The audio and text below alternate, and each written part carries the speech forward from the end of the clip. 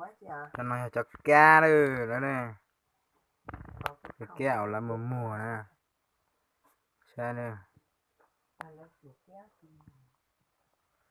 Sao chúng nó tộc cửa nè. Đây nếu không mua rau đâu mà mình chỉ chụp bỏ xưa. Sai tận mỏ thiên chỉ một trong cửa nè.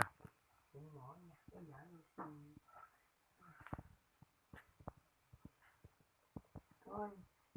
Ở bên này cho con chỉ quay từ té. Ủa chén à? Mi cho mẹ đuổi cho lọ đuổi nè. Đó là Nó rau kí câu sư.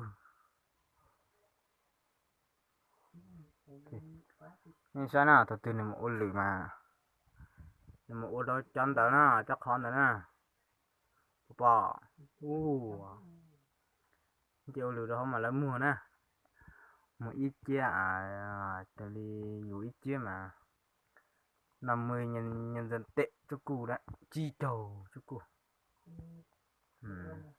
Nhiều lử dân này nè. Cho bên ông thia tiếng chế nè. Chúng cười đi.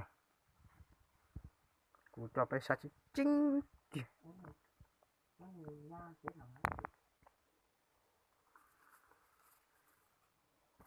Ui chỉ cả có thiêu. Ui. Bỏ vào giờ. đó nè. Tao hay nhớ gì ạ? Chẳng có tí tiêu, cái gì cho che lý hết. Rồi tiêu. Ui. Cái chuyện lấy ra cái đi vẫn à? Ui. Thế thì cũng là thiện gì hả? Cái gì? Chị từng kế cho dù mà cái gì vậy? Cái. Nó chị từng kia gì đi. Nè. Vừa chó bé tra gọi là sao chứ? Cái quá là cái là sao ra nè. Nhưng mà cho dốc kia lên đây nè. Được không? Đấy. Dốc kia là chữ cắt cửa. Cho nên cho ôn được bóng mà này cực tùa thế xưa. Wow. Trông cười lưu. Là mùa là mấy cho mà là cho chơi lia trò kìa thế.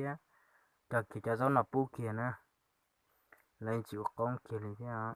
Sao nè. Wow, trông cười lưu.